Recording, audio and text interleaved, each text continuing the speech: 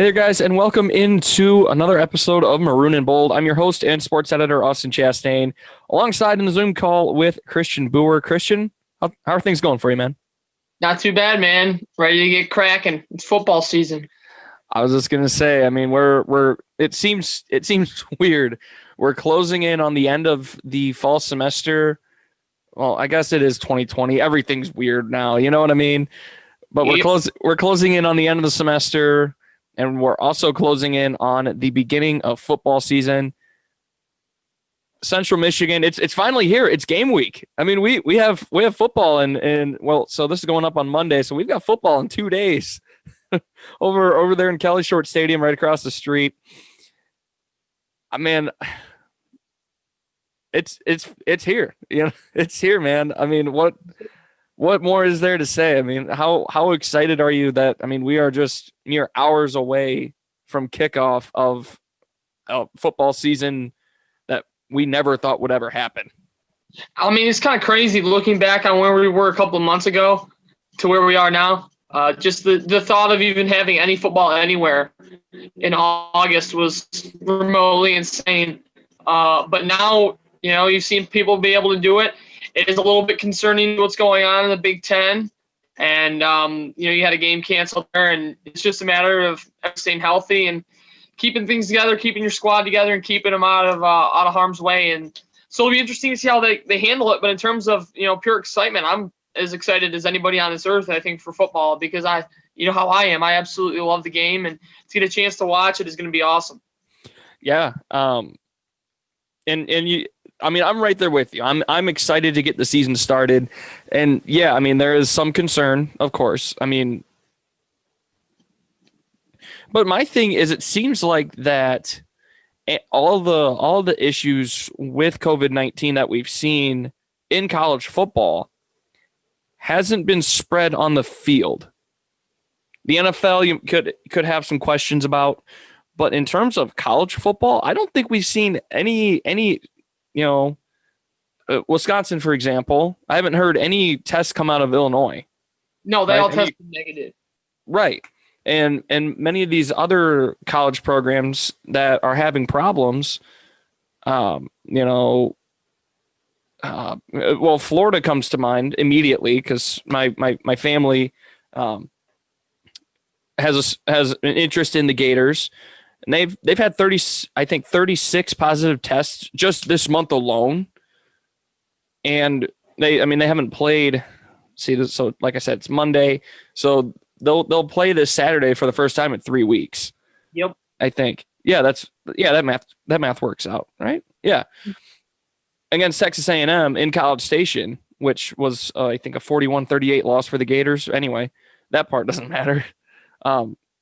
But it was after that game, that Texas A&M game, that we heard of all the positive tests coming out of Gainesville, but I didn't hear any problems with Texas A&M. There were some positive tests at Alabama after they played Texas A&M. No problems for Texas A&M. That is weird. So yeah, I mean, it is concerning, but I think that everyone's trying to do this as safely as they possibly can. I know there are a lot of skeptics out there, but you know what? I don't get paid the big bucks to make these decisions, to voice my opinion, anything like, well, I guess voicing my opinion is part of my job, but to make these calls, to do all that, that's not, I don't get, you know, I'm sorry. I don't get paid the big bucks to make those decisions. However, Christian, we can talk football. We can talk about the actual play on the field. We don't have to. We won't worry about coronavirus at this exact moment, because as of right now, there will be football in Kelly Short Stadium in just a couple of days. The Ohio Bobcats coming in, 7 p.m. kick on Wednesday night. Little action for you to get the season started. Chippewas lead the series, actually going back to 1972. The Chippewas lead at 25-2 or 25-5-2. Excuse me. Chippewas won 4 straight in this series. They haven't played since 2017. But, you know, 13, 14, and looks like 2016, Chippewas got the win, got the job done each time. But in terms of the 2020 game, Christian, what are you looking for? I mean, what is there to know about Ohio? And what kind of matchups should CMU be looking for?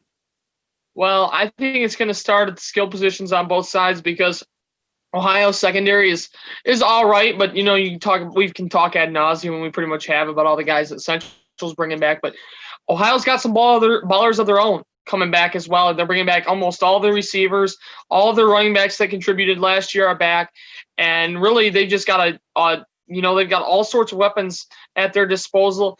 The only thing that they don't have right now is a defined quarterback. They've got two guys in the running. They've got Nathan Rourke's little brother, Curtis Rourke, and then Armani Rogers as well.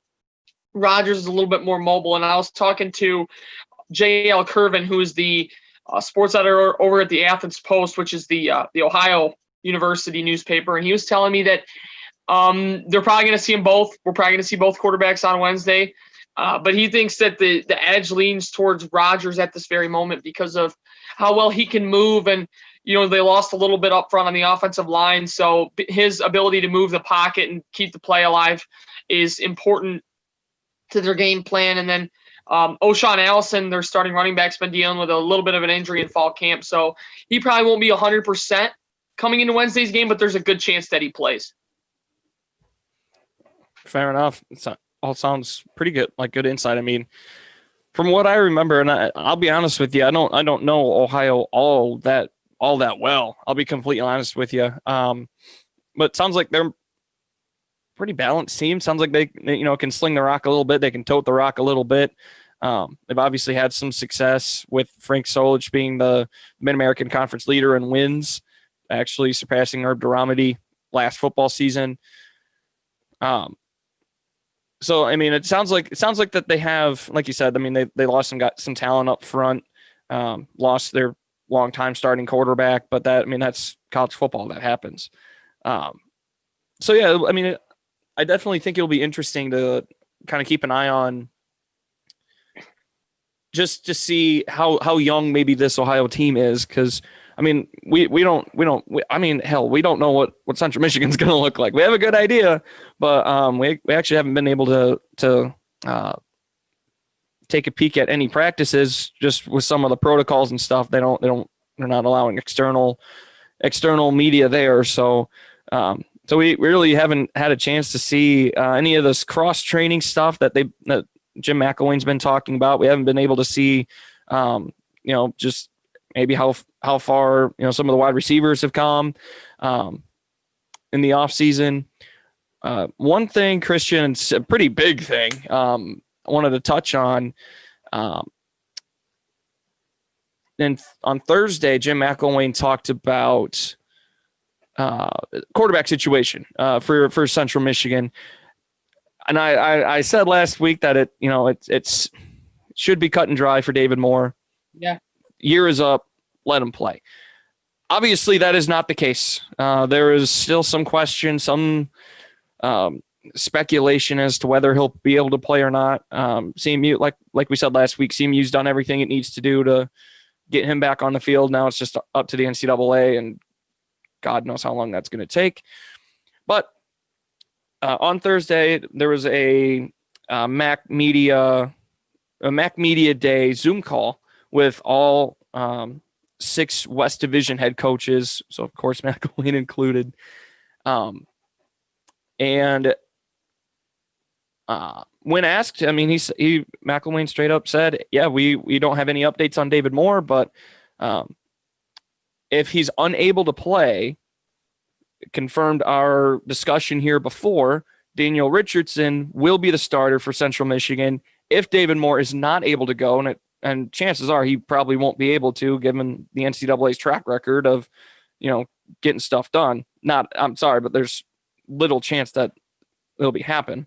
So it will be Daniel Richardson starting at quarterback again, unless David Moore is able to go.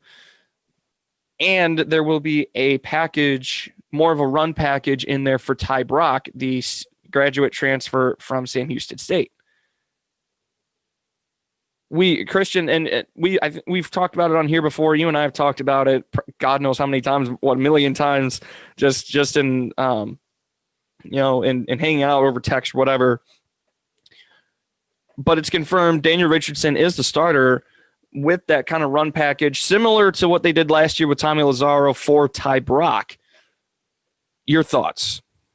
Yeah, I don't think it's all that surprising. I think that these guys love Daniel Richardson. I think that McElwain, I had a chance to listen to the Coach Mack show last week with when they had actually Richardson on, and McElwain talked a little bit about how he was, he loved what he saw from Richardson all the way back when Daniel was probably a freshman or a sophomore in high school, coming to the 7-on-7 camp at Florida, and his team won the whole thing. And I think that's kind of when McElwain was like, wow, this is my dude.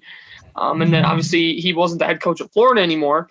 And then coming back to Michigan, and apparently one of the first phone calls he made as soon as he took the job was to Carroll City High School to get Daniel Richardson. And, it worked out. This is the guy they want playing quarterback, and the cards are stacked now to where the point where he's probably going to get that chance. And it's just a matter of whether or not he's ready.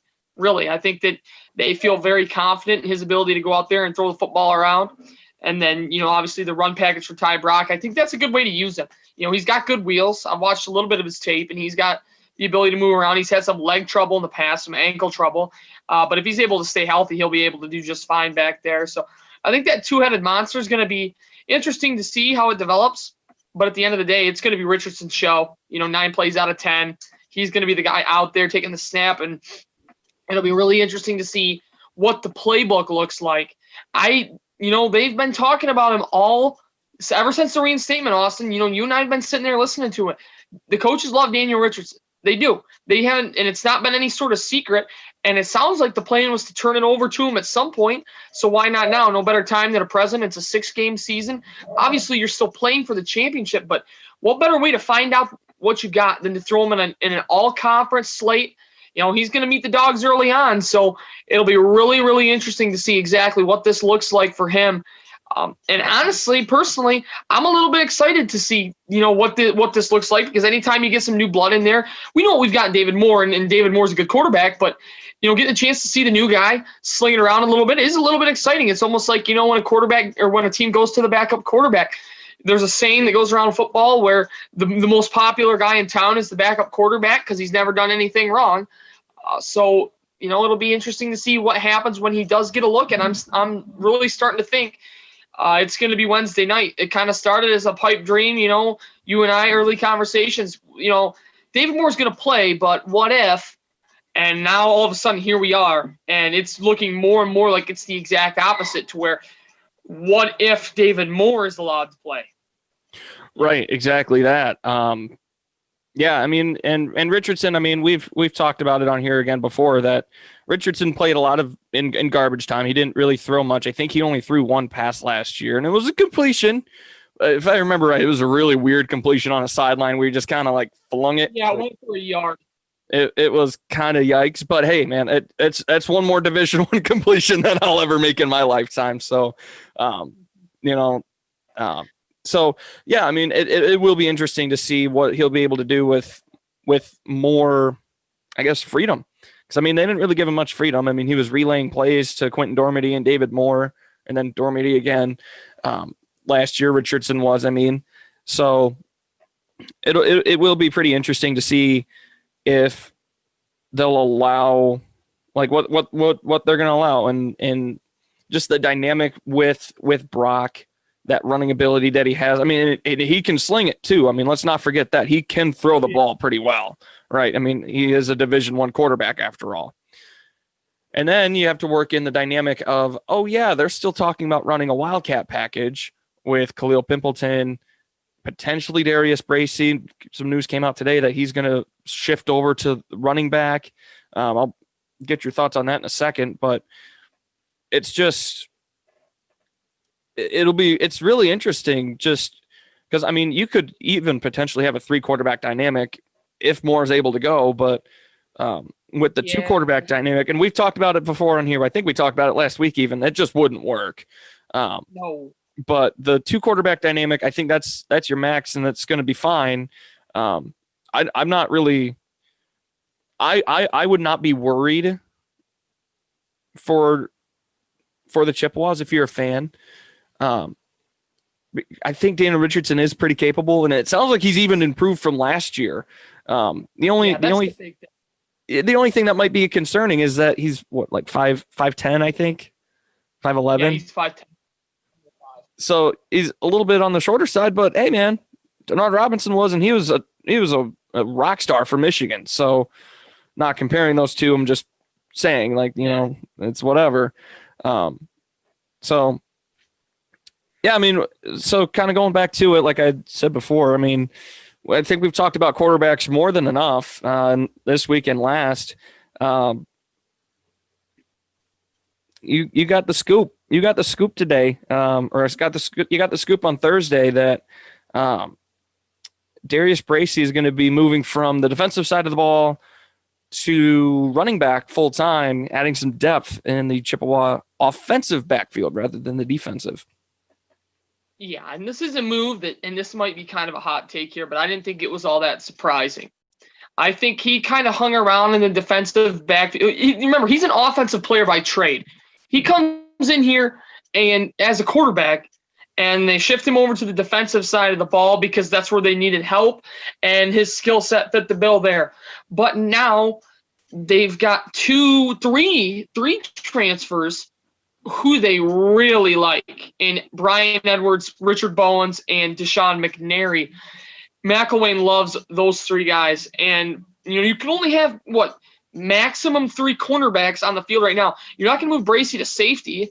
I guess you could move him to safety, but then he'd be up behind Alonzo McCoy and Kresge and Willie Reed and Devontae Reed and maybe even Rolian Sturkey. So you're not going to move him to safety.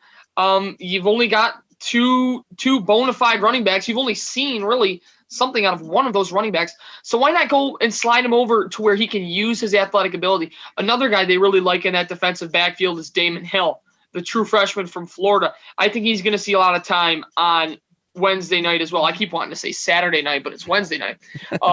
But Darius Bracey is, he's too good of an athlete to where you can't have him on the field in some capacity. So all this move to running back does is just gives him another opportunity to get on the field. It's not going to be at corner. He's not going to have to tackle anybody, but it's a chance to get the ball in his hands a little bit.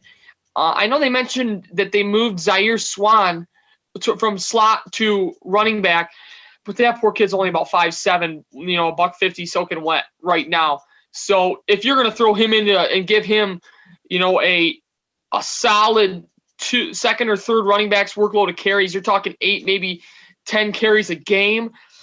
I don't know if he's ready for that workload right out of the chute. Eventually down the road, yeah, I mean, he's got really good speed, but right away, this kind of makes it easier on him. Bracey's got 2 years left. Why not give him a crack at running back, get him a shot in the backfield, and then obviously he's probably going to take some snaps too, like you mentioned. So this is an interesting dynamic, but it's not a move that's that surprising to me just because of all the guys they brought in the secondary over the past couple of off seasons and what they've been able to show apparently in practice. We haven't got the chance to watch him yet with outside of the one game with McNary, but it'll be very interesting to see what happens on Wednesday night, especially against a good Ohio receiving corps. Yeah, I mean, it will be interesting because, I mean, obviously because they're already down on numbers, and McElwain has said it a million times, but they're obviously down on numbers. They lost, I think, 16 freshmen? The gray-shirted 16 14. Freshmen? 14? Yeah, 14, 16, in that range somewhere. So, I mean, obviously, I mean, that's a pretty significant loss. I mean, they had a couple of true freshmen last year start, especially in the defensive backfield. So when you're already down on numbers and you're kind of shifting guys around like that, you're obviously taking – but, I mean, like you said, I think they're set at corner. Yeah, they're pretty deep. They're pretty deep at corner. They needed space at running back, or they needed to add depth at running back. Why not do it internally? Just move one guy to the other side of the ball. And like you said, it makes sense. It makes sense. Yeah, I think it's really interesting that you got one day DeMarcus Governor enters the transfer portal. He's another corner, and then the next day Darius Bracey is a running back. That just to me shows that Jim McElwain has found his guys at corner. He's found his dudes that he wants to roll with, and it's like, okay, you can either, stay here and sit, or you can go find another opportunity, whether it be in a different position or at a different school. And I think that's what happened in both of those scenarios. But that to me says a lot, not just about the guys that come in, the new transfers, but also about Damon Hill. I mean, this is a kid who was a pretty highly touted recruit. He was the number 2 recruit in the class behind Jordan Ingram, who's going to join the team in January. He was one of the holdouts. And this to me says that Hill has jumped all these guys in terms of depth chart ratings. And that to me is impressive, especially with a shortened fall camp. I mean, and that might be a hot take from me, but he's not the one switching positions. And I get it. He's a true freshman, so they've got a little bit more time with him. But at the same time, Darius Bracey would be playing ahead of him. If he was, in my opinion, if he was a better corner, he would be playing. He would still be a corner, and he would be ahead of Damon Hill. And because he's not a corner anymore, that to me just says that this freshman is out there outworking everybody. Because if you scan this roster, at corner, it's Edwards, McNary, Bowens, and Brandon Brown, and Damon Hill. And then a couple of the guys like Tyrese Wynn, who wasn't with the squad last year. He could be either way. We really haven't got to see where they're going to use him this year. But everybody else is safety. So it'll be interesting because, I mean, you saw what you're going to get out of Brandon Brown. He wasn't spectacular, but he also wasn't bad. But at the same time, I mean, this Damon Hill kid, nothing but good things out of him. And, I mean, I'm interested to see how they use him Friday night. I know McElwain, or Friday night. What is this, high school? Hey, but you're just getting ready for Reed City, bro. I get it. It. Yeah. My first playoff game tomorrow, play-by-play. But there you go. The whole thing with that is it kind of is like a high school team where you're using your best 11 on both sides of the ball. Now, granted, you've got a lot more players than the average high school team, but still, you see how many guys flip-flop. Norman Anderson flip-flopped. He's now a wide receiver. Bracey's a running back now. You've got guys working on both sides of the ball. And McElwain's just doing the best he can with the numbers that he has. So in Michigan, it would be like a Class A football team where you've got this many bodies. Why not use them all? And so you're going to see guys all over the place. I know McElwain mentioned on one of his Coach Max shows that, Dante Kent and Damon Hill, 2 freshmen, he said they've been getting handoffs out of the backfield. It's like, okay, but at the same time, whatever you got to do, you got to do it. So, that whole thing, and it all ties back around to Bracey just being the latest spoke on that wheel of the changing positions, just, constantly turning. So it'll be interesting to see how all that gets handled. You're talking about all this movement. And I just want to say to the statisticians for any game CMU is involved with this year, good luck. I'm sorry. Like I feel for you. But man, I would not be excited to deal with all the different, participation and all the carries and stuff that you have to deal with as a statistician. So that's just one of the weird things that I think about. But man, good luck. And especially like with all the challenges that we have with that we're going to see with COVID and whatnot, man, just good. Best of luck. If there's anything we can do to help you, like I wish we could help you, but it is what it is, man. That's why they got the bigger letters on the back of their jerseys now. Right. Yeah, they got the bigger number. At least they have the different numbers. At least it's easier to see. The numbers are going to be a lot easier to see. The I don't know what the nameplate on the back looks like, but that kind of doesn't matter.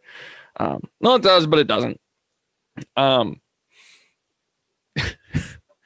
this is going to be fun, man. This is going to be it's going to be wild from the opening kick on Wednesday night to whenever the season's done, be it the MAC championship game, be it a bowl game, be it them saying, you know what, screw it, we're done. Like they could just do that. I would be remiss to not add a couple of things from what Commissioner John Steinbrecher said on Thursday in the MAC media call. one of the more important things in terms of eligibility for the championship game, that whatever, you have to win. You have to play 3 games, at least 3 games. So it's a minimum play half the season. Any tiebreakers would be decided by winning percentage. So a 4-0 record would be better than a 4-1 record for obvious reasons. So, if say example, CMU only plays 3 games but wins all 3 of them. And for example, Western Michigan plays 6 games but only wins 3, CMU would get the nod ahead of Western in that regard. And then there's a long series of tiebreakers. One of them, of course, is head to head if the 2 teams did in fact play. So it's I applaud the conference for kind of outlining everything in terms of how they're going to try to go about this whole season. And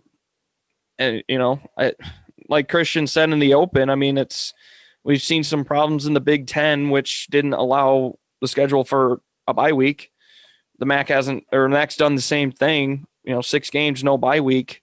So any game that would have to get canceled would just be deemed a no contest and they just move on. That said, I got some hard figures from Steinbrecher that he said if the main thing is a positivity rate, right? That, whatever, we talk about positivity rates on the news and stuff, but he said that a 5% positivity rate among the team, among just the players, and a 7.5% positivity rate among the entire team party. So coaches, staffers. I'm not 100% sure if that also means the bands and stuff, but I would think that it's travel party.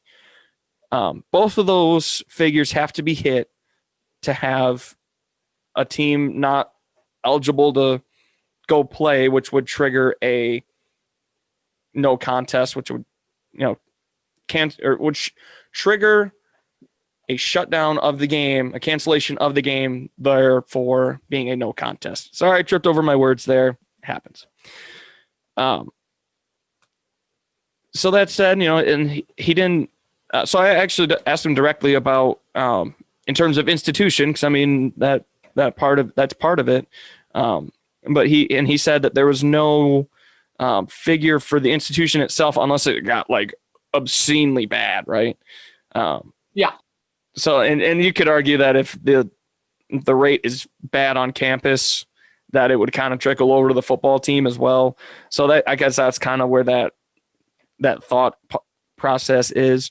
So, and he did mention that you have to have, I think we've talked about it before, that you have to have at least one quarterback, enough players for both the offensive and defensive line. Is that right? I actually can't remember off the top of my head.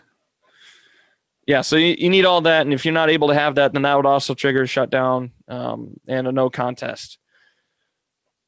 So that's why I think that cross-training that CMU is doing actually is going to could potentially save some games if, God forbid that there is an outbreak among the team. I mean, obviously you want everyone to be safe, you want everyone to be healthy, but if you're looking at it from a football lens, then obviously that's where your thought process is. So all that said, I think realistically, I think CMU can play all 6 games. Obviously it depends on what the other teams do, but from CMU's part of it, I think they're going to do everything that they need to do to be able to go out and play this entire season. Now it's just in the hands of the other 5 teams. Yeah, I agree. I mean, it'll be interesting to see how it all cracks out, but at the end of the day, football's football, man. And as long as everybody can stay healthy, hopefully we can get through this. Yeah, I mean, and like I said, it will be fun. I'm hoping that we'll be able to make our way to DeKalb Ypsilanti, and Toledo, the 3 road games for Central Michigan this year at Northern Illinois, Eastern Michigan, and Toledo. I think that, it would be, man, this season's going to be unforgettable for a lot of reasons. But I think mainly just the fact that we're going to have it. Just the fact that there will actually be football this year. I think that's going to be the unforgettable part of it. Anything we have after that's just a bonus, Oh man. Before we go, give me expectations. Season opener, big night game in Kelly Shorts. ESPN is going to be there. It's on the mothership. Give me some expectations and give me a prediction. Man, I mean, I was set with the Chippewas coming out and kind of laying the lumber to Ohio, expecting that David Moore would be the guy to play. But, I think things get a little bit tighter now if you got to go with Richardson. I think this isn't saying that Richardson's going to come out and play poorly. I think he'll do just fine, but I think that it's one of those things where could go either way. This one could go either way. I think early on, Ohio's bringing back a lot. If they get good quarterback play, Central might be in trouble because of all the weapons they have out on the outside. It's going to be a lot of pressure on Central Michigan's front four to get to the quarterback early. Especially against this Armani Rogers who can really make plays. You're going to have to not just get to him, you're going to have to keep him in the pocket and make sure you really get him down because, he could slip out of a tackle and run for 20 yards. So with that being said, I think that it's going to be a battle. It's going to be a battle, but at the end of the day, man, I think a home field advantage helps. Regardless of how many fans there are, there'll probably be like 50 there. What is it, like 2 per player to parents? Yes. Family members? Yes. It was announced on Thursday that parents will be allowed. I've seen rumors that the band will be there. New athletic director Amy Folin actually tweeted out, great to see the marching band. Can't wait to see them in person in the football stadium. I mean, that's paraphrasing, but so the band will be there. There will be some fans. There'll be parents. That just goes by institution, but yeah, that's going to be exciting. There'll actually be some realistic crowd noise. And we kind of had that same experience in Cleveland with the MAC tournament where parents were allowed. And of course, essential game day staff and media were all allowed. No bands. Yes. So that was a little different, but with the band there, the band going to be there on Wednesday night. I think it might be one of the most electric college football atmospheres we've seen. Oh, yeah. And so far, well, I guess this season, I don't even know. It's gonna be weird, but again, it's 2020. Everything's weird. Mm-hmm. So, yeah. I'll give a quick prediction myself. I think Richardson will play well. But I think he'll struggle a little bit. I think that quarterback dynamic of Richardson and Brock will do well enough. I think they're going to be fine. It's kind of the same thing like we've been saying with Dormady and Lazaro late last year. But yeah, I mean, Ohio's threats all over the offense. It's gonna make it a really good game. It's gonna make it a great Wednesday night action game. It could be a shootout. I think it's gonna be a shootout. Give me the Chippewas 37-34.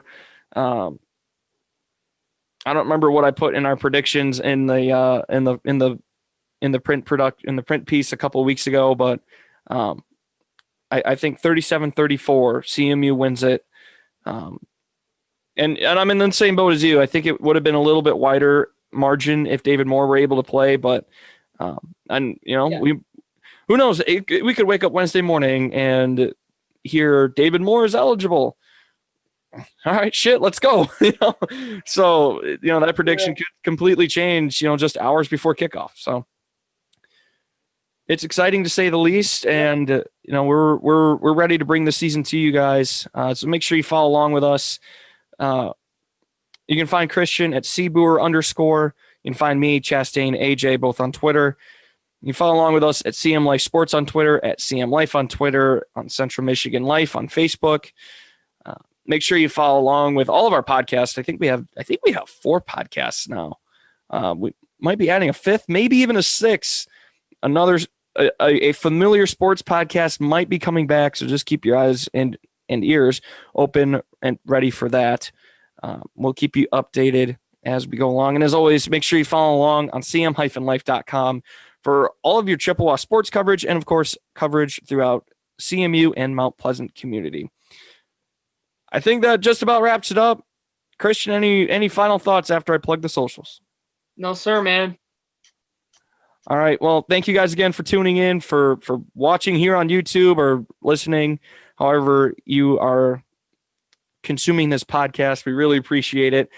And we will talk to you guys again Wednesday night. Make sure you follow along with us on social media, because then we'll be able to talk again on Wednesday night when we meet again.